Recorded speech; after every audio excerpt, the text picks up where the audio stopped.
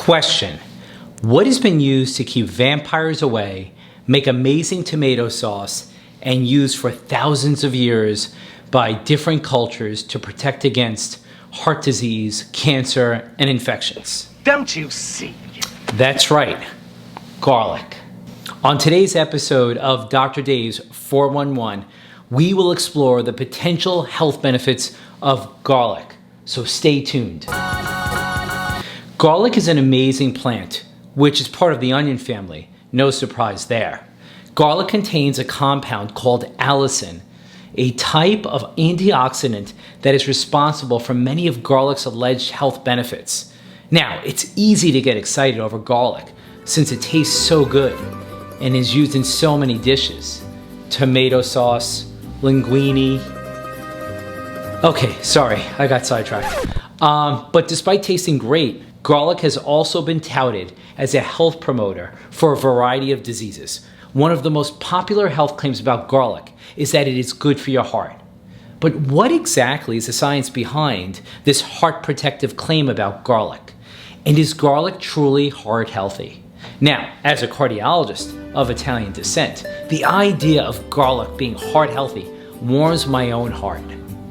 To think that I can eat garlic and improve my cardiovascular health at the same time is truly a dream come true. Anyway, delicious.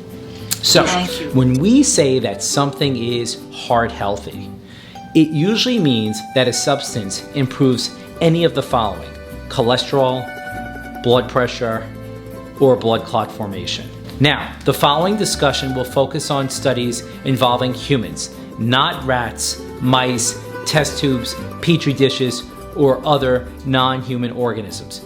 Just plain humans. When it comes to garlic's effects on cholesterol, there have been well over 40 studies of various garlic preparations tested in humans. The available data suggests that garlic is superior to placebo in reducing total cholesterol levels. However, the size of the effect is modest at around 10%. How about blood pressure? Studies have shown that garlic powder preparation might help in some people with high blood pressure. Garlic has been shown to improve blood pressure control with an average decrease in blood pressure of about 3 to 8 points. This effect is mild to modest and did vary somewhat across different studies, so it should not be viewed as a substitute for medicines if needed. And finally, does garlic thin the blood? Intake of garlic oil and raw garlic can help our body break up clots and keep the blood thin, which can be beneficial in people at elevated risk for cardiovascular disease. But remember, for the same reasons, garlic can increase the amount someone bleeds, so this should be discussed with your healthcare professional before having any medical procedures. How about garlic's effect on preventing heart attacks and death from heart disease? Up to now, I am not aware of good scientific evidence that shows that garlic by itself prevents heart attacks or death from heart disease directly. The studies are just not there. Remember, because garlic has favorable effects on cholesterol, blood pressure, and blood clotting, doesn't necessarily mean it will translate into less deaths from cardiovascular disease. Finally, just a few warnings. Garlic can sometimes interfere with the efficacy of some heart medications and increase their side effects.